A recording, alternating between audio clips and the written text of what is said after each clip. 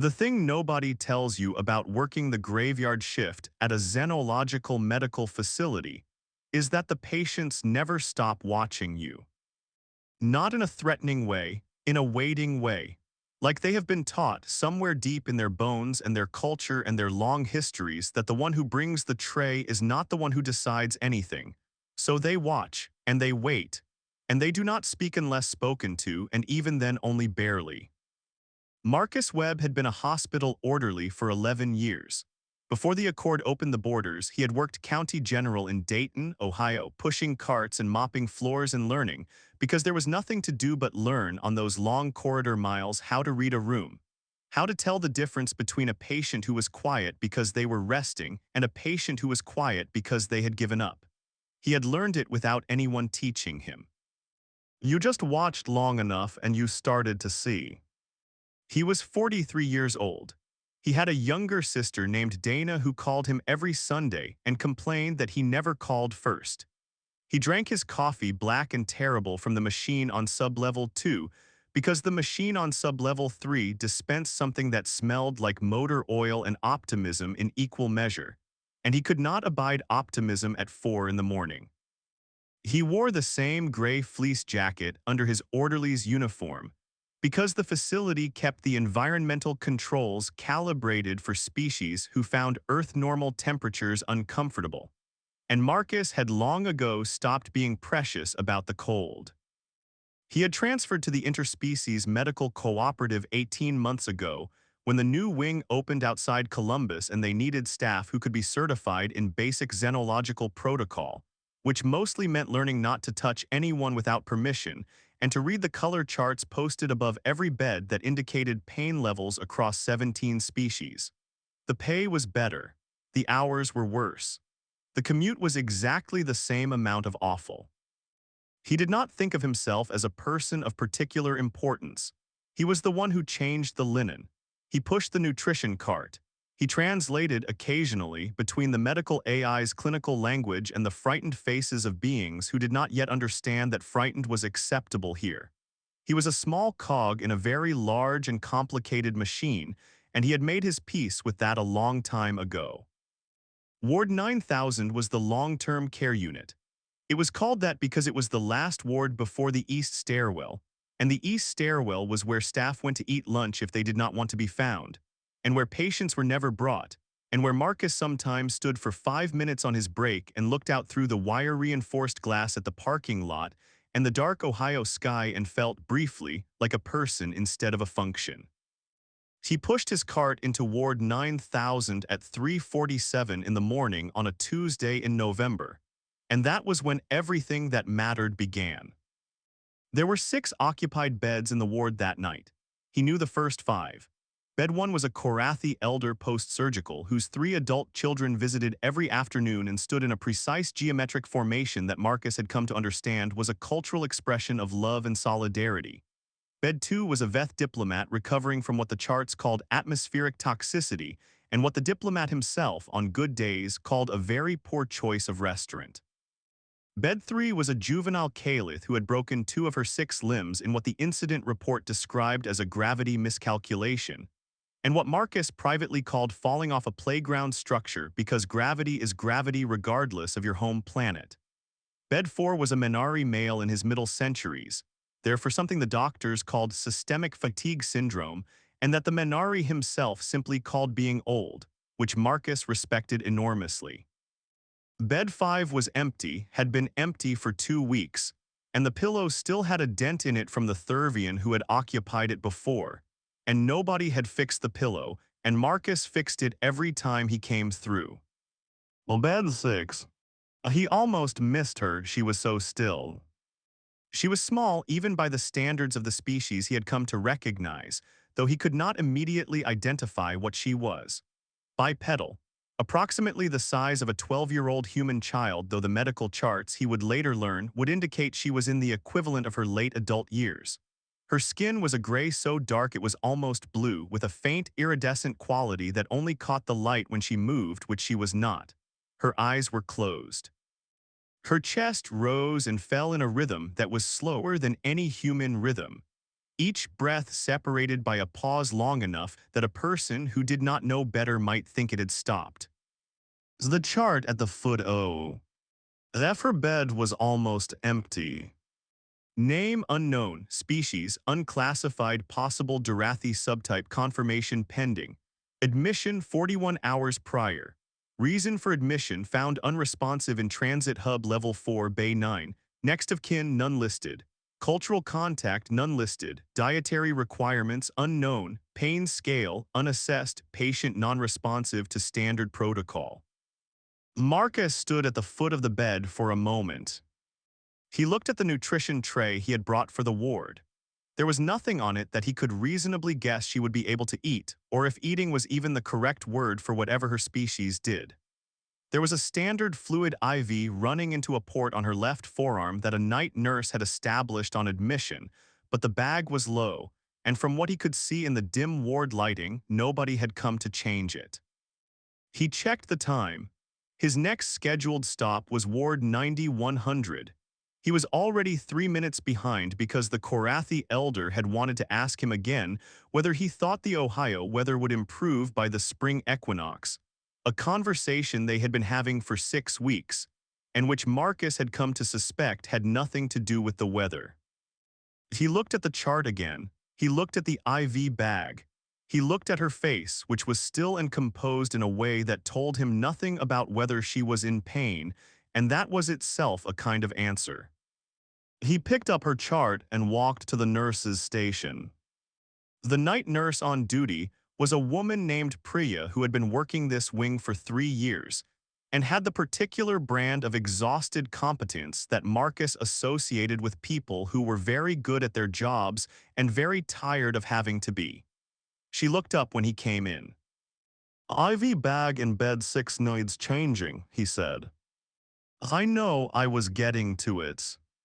She's also got nothing on the dietary plan, or the cultural protocol sheet, or the pain assessment. Priya set down her tablet. The intake team flagged her as low priority pending species identification. We're waiting on the xenobiological consult. When does the consult come in? A morning shift, 7:30. Marcus did the math. That was 3 hours and 43 minutes from now.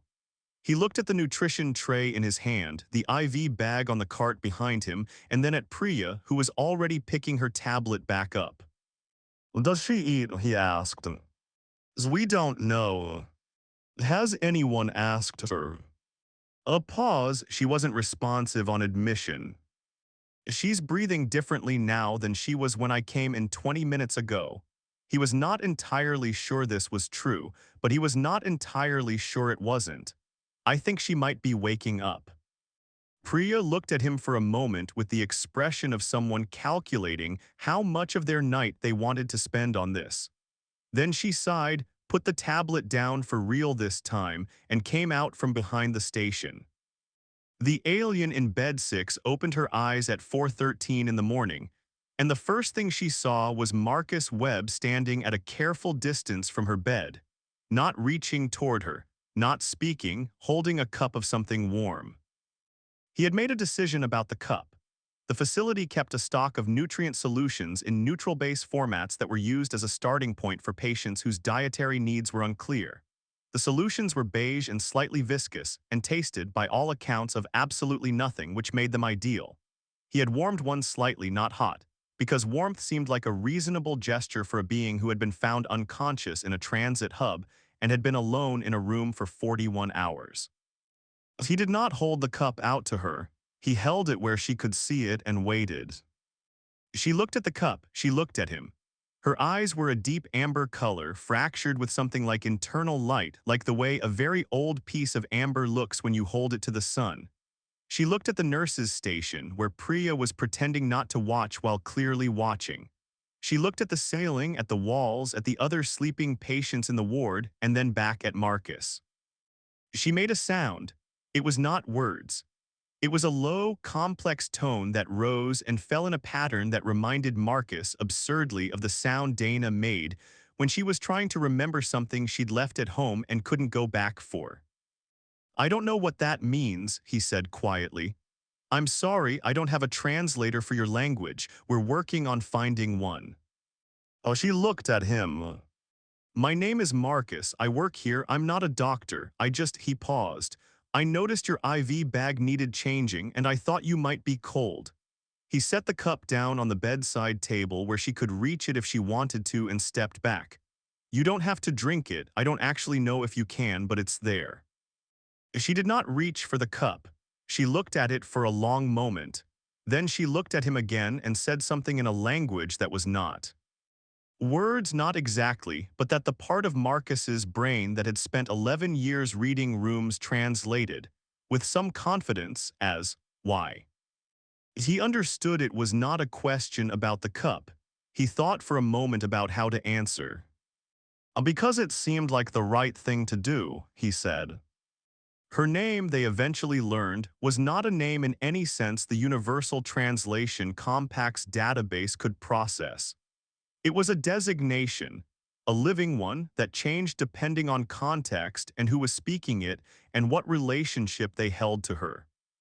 The xenobiological consult, a nervous young man named Dr. Osai who clearly had not expected to spend his Tuesday morning trying to classify an unregistered sapient, explained that her species, who called themselves something that translated approximately as those who remember the shape of the water before it became ice, did not use fixed personal names.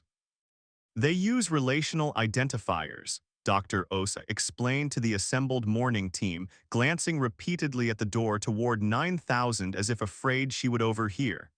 The identifier changes based on your relationship to the individual. What a parent calls them is different from what a colleague calls them, which is different from what a stranger calls them, which is different from what an enemy would call them. So what do we call her? The ward supervisor asked. We'd have to establish what relationship we are to her first, which requires her participation, which requires a translator, which we don't have. What do we do in the meantimes? A silence. Marcus was at the back of the room, having stayed past his shift for reasons that he had not entirely explained to himself. He was still wearing his fleece jacket. He was holding a terrible cup of coffee. Bed 6, he said, for now. Everyone looked at him, he shrugged. She's in bed 6. We call her that until she tells us what else. Dr. Osai looked uncertain. The ward supervisor looked mildly annoyed. Priya, who was handing off to the day nurse, looked at Marcus with an expression that was not quite a smile but was adjacent to one. Bed 6 it is, she said. Bed 6, as she became known to the staff, was not technically in a serious condition. She was depleted, nutritionally, cellularly, in ways that Dr. Osai's hastily assembled xenobiological panel kept returning to with expressions of quiet alarm. But she was not dying.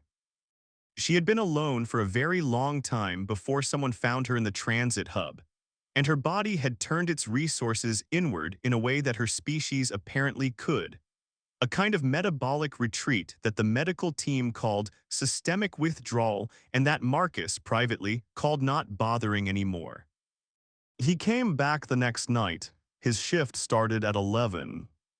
By 11:45, he had done everything he was scheduled to do, and he found himself pushing his empty cart to the east stairwell as usual, standing at the wire-glass window looking at the parking lot.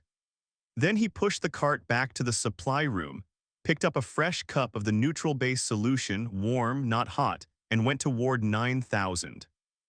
She was awake. She had been awake, he suspected, for most of the day, though the day shift reported she had not communicated with anyone. She lay in bed with the particular stillness of someone who had learned that stillness was a form of protection, and she watched the room and she waited. She saw him come in. He watched her register him, not with alarm, not with relief, but with something more careful than either. Recognition, maybe. He set the cup on the table and pulled the visitor's chair to a distance he judged as respectful, close enough to be clearly there, far enough to be clearly not imposing, and sat down. You don't have to talk, he said. I'm just going to sit here for a bit. I've got a few minutes. He had 45 minutes. He did not say that. She watched him. He looked at the floor, at his coffee, at nothing in particular. He had been told years ago by a hospice nurse named Ellen, who had taken a brief interest in educating him, that sometimes presence mattered more than anything you could say. Ellen had smelled like lavender and had a voice like a late afternoon radio station, and she had been right about almost everything he had ever observed. After about 10 minutes, Bed 6 reached over and picked up the cup. She did not drink from it. She held it in both hands, and the warmth of it seemed to do something to her face, something that loosened a tension Marcus hadn't even realized was there. She held it for a long time. "You don't have to drink it," he said. "It's just warm." She held the cup. He sat in the chair. The ward hummed quietly around them. The translator arrived on day 4. She was a Veth woman named Coordinator Yvonne Hesseth, who had been seconded from the diplomatic consulate and was clearly displeased about it. She came with a portable translation matrix and the manner of someone who intended to raise all the situation efficiently and be gone before lunch. She spoke to Bed 6 for approximately 8 minutes. Her expression changed 4 times in that window in ways Marcus, watching from the doorway, technically off-duty, technically just checking, cataloged with the part of his brain that had been cataloging things for 11 years. When Yvonne Hesseth came out of the room, she found Marcus in the doorway. "You are the orderly," she said. It was not a question. It had the specific quality of something that had been mentioned in a briefing and was being confirmed. "Marcus Webb, yes." She looked at him with the particular attention of someone recalibrating an expectation. "She has a name for you." "I know she doesn't use fixed names." "No, she does not, but she has a relational identifier for you which she used spontaneously when I asked if any of the staff had been in contact with her." Yvonne Hesseth paused. "The identifier she used for you is the one her species uses for the concept of another pause longer. It does not translate directly. The closest rendering in standard is something like, the one who set the cup down and stepped back." Marcus looked at the floor. "That's not a name." "For her people, it is precisely a name. It is a description of a defining action, and in her culture, a being's actions are their truest identity." Yvonne Hesseth studied him. "It is, I am told, a name given to someone who demonstrated respect in the moment when respect was not required. In her culture, this is," she searched. "There is no equivalent concept in human language. The closest I can reach is something between sacred and debt, but it is neither of those things exactly." Marcus did not know what to say, which was fine because Yvonne Hesseth was already moving past him toward the nurse's station. "She also wants to know," Yvonne Hesseth said without turning around, "why you keep coming back." He thought about that for 3 days. He thought about it while he pushed the cart through the overnight corridors of Ward 9000, 9100, and 9200. He thought about it in the east stairwell, looking at the November parking lot turning into a December parking lot, the first thin crust of frost on the asphalt. He thought about it on his days off, when he called Dana and she asked him how work was and he said fine, and she said you sound weird and he said I'm not weird, and she said you're always weird but now you're a different kind of weird, and he said fair enough. He thought about it because he could not easily answer it. He kept coming back because why? Because she was alone. Because 41 hours in a facility without anyone coming to sit with you seemed like a long time to be alone. Because the IV bag had been low. Because the cup had seemed like the right thing. None of those answers felt wrong. None of them felt quite complete.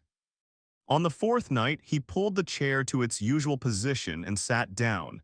And Bed 6 looked at him with those amber fracture-light eyes and he said, "She said you wanted to know why I keep coming back." She made the sound that he had come to understand imprecisely as confirmation. "I keep coming back," he said slowly, "because I said I was going to, not out loud, but I decided it, and once I decide something, it's hard for me to not follow through." He turned the coffee cup in his hands. I want to be honest because I think you can tell when people aren't. I'm not coming back because I feel sorry for you. I don't exactly. I come back because you're here and you seem like someone who deserves to have someone come back. He felt slightly ridiculous saying this to a being who might or might not understand it in any meaningful way. Then the translation matrix on the bedside table, Yvonne Heseth had left it, somewhat begrudgingly, with instructions not to over-rely on it, produced a sound that the attached display rendered as. On our world, there is no word for this. He looked at the display for what? For the action of returning to a place not because it is required, and not because there is gain, and not because of law or blood bond or obligation of station. In our language, all returning is one of those things. We do not have a word for returning simply because you decided to. Marcus sat with that for a moment. We do, he said, we call it showing up. The translation matrix worked for several seconds. The display showed the Durathi phrase it rendered, something long and multisyllabic that Marcus could not pronounce. But she made a sound when it played back, something that was not quite a word, that rose in the way that sounds rise when they are being kept in the mind for later. Her story came out slowly over several weeks, in the way that real stories come out not in a narrative with a beginning and middle and end, but in pieces in the order they became possible to say. She had come to the transit hub from the outer system. Her people were few and scatter. And had been for a very long time, longer than humans had been building cities. They were not a spacefaring species in the way the Korathi were or the Veth. They did not have fleets or trade routes or political bodies. They moved sometimes in ones and twos, following currents of circumstance that her language described with the same word used for the movement of deep ocean water. Slow, enormous, inevitable, and largely invisible to those who did not know to look for it. She had come to the transit hub because someone she had been bonded to, the translation matrix, produced the phrase, "She who was also my becoming," which Yvonne Heseth, consulted twice for accuracy, confirmed was closer to life mate than any other standard term, but not that either had died 8 months ago. And she had not known where to go after that. So she had followed the deep water current as far as it would take her, and it had taken her to Bay 9, Level 4, where she had sat for 11 days before she could not anymore. Marcus listened to all of this without interrupting. When she finished, the ward was quiet, and the early morning sounds of the facility, the distant hum of environmental controls, the soft beep of monitoring equipment, were the only sounds for a while.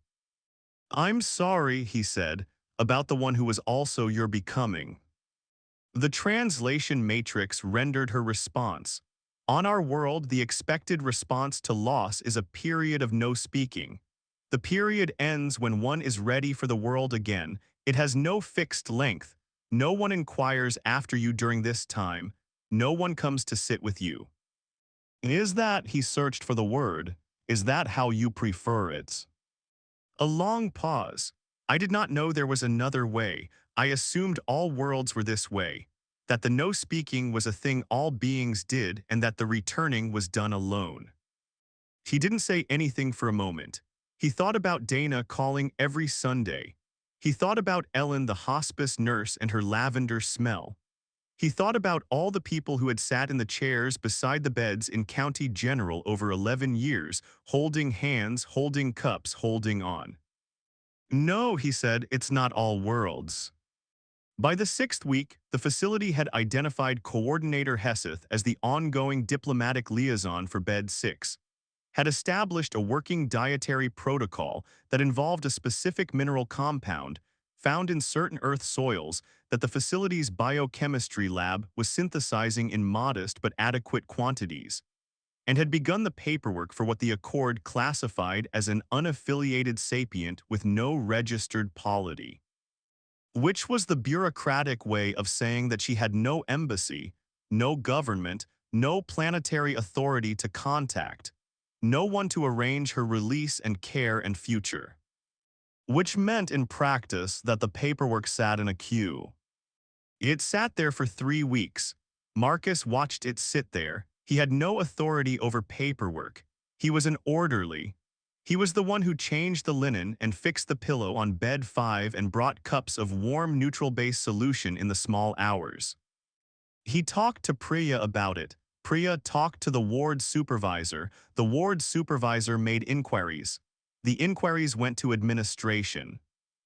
Administration, it turned out, was concerned about what it called long-term residency liability for an unregistered sapient without a settled legal status under the Accord. What does that mean? Marcus asked Priya on a Thursday. It means they're not sure who's paying for it. She was brought here unconscious and alone. She was found on facility grounds. As I know, she has nowhere to go. As I know that too. She's not sick anymore, she's depleted. She needs time, he stopped. He thought carefully. She needs the thing she doesn't have a word for from a people who don't have the word for it either. Priya looked at him. What's that? Someone to show up, he said. He submitted a formal patient advocacy request on a Friday. He had not known before this that such a form existed. He had found it in the facility's internal database at 11:15 at night after 2 hours of looking. It was a form designed for cases where a patient had no next of kin and no legal advocate and was facing a decision that required outside representation. It was designed for humans, technically. The wording was somewhat human-centric in ways that he and Priya and eventually Dr. Os spent 40 minutes revising to be species neutral. He was not a lawyer. He was not a social worker. He was an orderly with 11 years of pushing carts and reading rooms and showing up. He submitted the form with his name on it and his employee ID, and under the field marked relationship to patient he wrote, "I work here. I've been coming back." The administrator who processed the form sent him an email asking for clarification on the relationship field. He replied, "The relationship is that I noticed her. I think that's enough." The admin is. Trader, her name was Celestine, and she turned out to be when she had a reason to be, a person with a great deal of quiet authority and a deep personal dislike of bureaucratic obstruction, apparently decided that it was enough.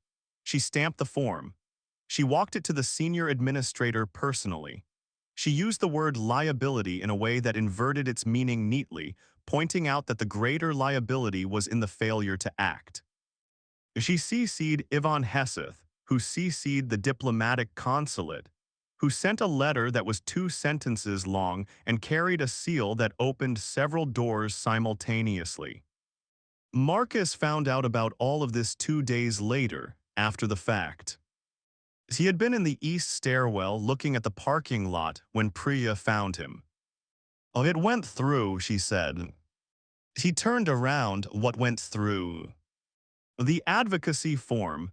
She's been granted provisional residency status pending full Accord classification. They're setting up a support framework. She can stay. Marcus looked at the parking lot for another second, then he looked at Priya. "Okay," he said. "That's all you've got, okay." "I'm glad," he said. "I was pretty sure she didn't have anywhere to go." Priya gave him a long look. "You filled out a legal document for a being you've been communicating with primarily through a loaner translation matrix and a lot of sitting in chairs. And she deserved someone to fill out the form." Marcus, what? You are a very strange person." He picked up his coffee cup. "Yeah, Dana says that too." Winter settled fully over Ohio. The parking lot frosted nightly and thawed midday. The Korathi elder in bed 1 recovered and went home, and there was a formal ceremony involving geometric formation and a gift of something that smelled like cedar and starlight, which Marcus accepted with gravity and stored in his locker. The Veth diplomat in bed 2 got out before Christmas, as he'd told Marcus he was going to do, though he'd pronounced it before the Earth's annual Guilt Festival, which Marcus had laughed at more than he expected. Bed 6 was upgraded to a residential accommodation on the 3rd floor. It was a room, not a ward, a window, a bed, a small table, and a chair. The facility's integration coordinator had made arrangements for her continued dietary synthesis, and for a weekly visit from Yvonne Hesseth for what the paperwork called cultural continuity support and what Yvonne Hesseth called conversation, which was the first time Marcus had heard her use a word that simple. He still visited. Not every night his schedule rotated, and there were nights when his rounds kept him in other wards. But on the nights he was in the East Wing, he came to the third floor at some point and knocked on the door, which he had started doing because she had asked him to through the translation matrix. And the asking had used the word that the matrix rendered as permission signal, which Dr. Ose had explained was a concept in her culture for the gesture of announcing yourself before entering someone's thinking space. She was learning standard, slowly, carefully, in the deliberate way that she did things, which was not the way of someone who was slow, but the way of someone who understood that words were not interchangeable with meaning and was unwilling to accept a near enough translation when the correct one was findable. In December, she said her first word to him in standard without the matrix. He had knocked, she had said clearly in standard, "Come in." He had stood in the doorway for a moment, longer than necessary. She was sitting at the small table with the cup he had brought on the first night. He had not brought it, not that specific cup, but she had asked for the same kind. And so the same kind was what arrived every night, and she was looking out the window at the Ohio winter, at the parking lot, at the dark sky above it with its thin dusting of stars obscured by cloud. As he came in, he sat in the chair. They were quiet for a while, which they had both become good at. "There is a word," she said eventually, in standard with careful precision, "that we have, that your language does not have." "What is it?" As she said it, he couldn't reproduce the sound, but he tried to remember the shape of it. "What does it mean?" he asked. She was quiet for a moment, looking at the window. "In your language, you have the word for the state of no longer being alone," she said. "You have many words for that, but you do not have the word for the state of beginning to believe that being not alone is a thing that is real and that it applies to you. The state of starting to trust for the first time that the one who came back will come back again." She turned to look at him. "We have a word for that. It is the word for the part that happens before the not alone, the becoming willing to believe it." Marcus looked at his coffee cup. He thought about that for a while. "Yeah," he said, "we don't have that word." "No," she agreed. "They, maybe we should." She made the sound he had catalogued as not quite a laugh but its cousin. "Perhaps." In the meantime, she touched the cup. The warmth of it, he could see, still did the thing to her face, the loosening. "In the meantime, I am practicing your word, the one you told me at the beginning." He thought back, "Showing up."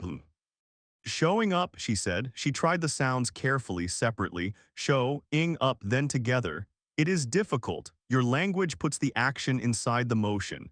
The showing is happening at the same time as the up. It is a strange thing to say." "It's a strange thing to do," he said. "And then it becomes the easiest thing in the world." She looked at him for a moment, the amber eyes, the internal light. Then she looked back at the window, at the frozen parking lot and the obscured stars. "Marcus," she said. It was the first time she had used his name. His actual name, not the relational identifier, which was still, he had been told, the one who set the cup down and stepped back. His name. "Oh yeah," he said. "Thank you for the word." "Sure. And for the door." He looked at her. "What door?" She considered this. "On the first night, you stood in the doorway and you knocked before you came in. No one had done that. And then you left the cup on the table and you stepped back. And the door," she paused. "In my language, there is no word for a door that is left open for you. On our world, doors are open or they are closed. There is no third state." "But," he said, because he could hear the but. "But you stood in the doorway," she said, "and I understood that the door was open, but that I would be the one to decide whether I came through it. That is," she touched the cup again, "that is the thing I did not have a word for either, until now." Marcus thought about Dana calling every Sunday. He thought about Ellen, the hospice nurse. He thought about 11 years of corridors and carts and reading rooms and the particular art of being present in a way that did not impose itself. He thought about a cup left on a table and a man stepping back. "We don't really have a word for that either," he said. "We just do it." She nodded slowly, the way she did when she was filing something away permanently. "Yes," she said, "I have noticed." He finished his shift that night at 7 in the morning.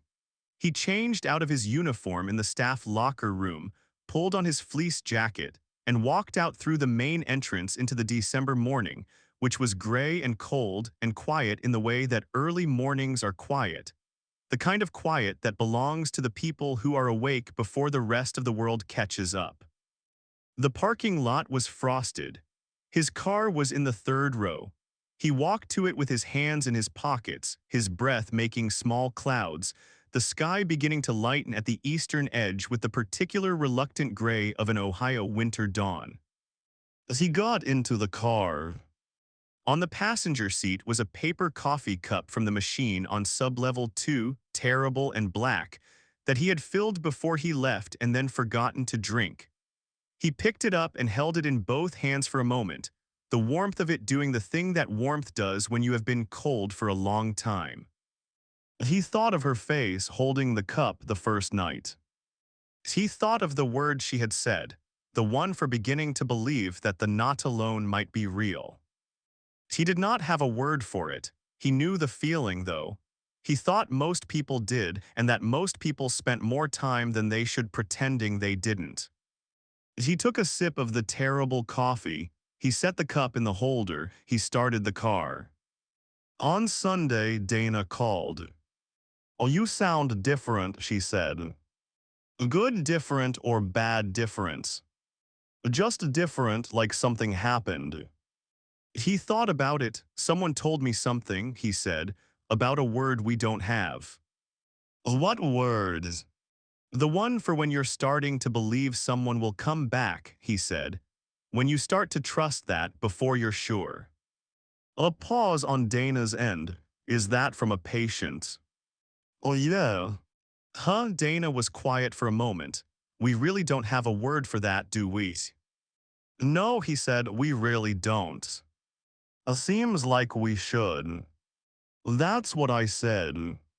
He drove home through the Ohio morning.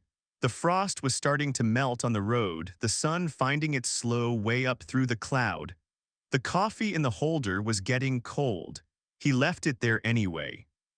If you made it to the end of this story, thank you. Really, you didn't have to stay and you did. That's the thing about this kind of story. It's not about the grand gesture or the moment where one person saves the world. It's about the cup left on the table. It's about the door held open. It's about someone deciding quietly and without announcement that another person deserves to have someone show up. If this moved you, if it gave you something you're still carrying, it would mean everything to me if you'd subscribe.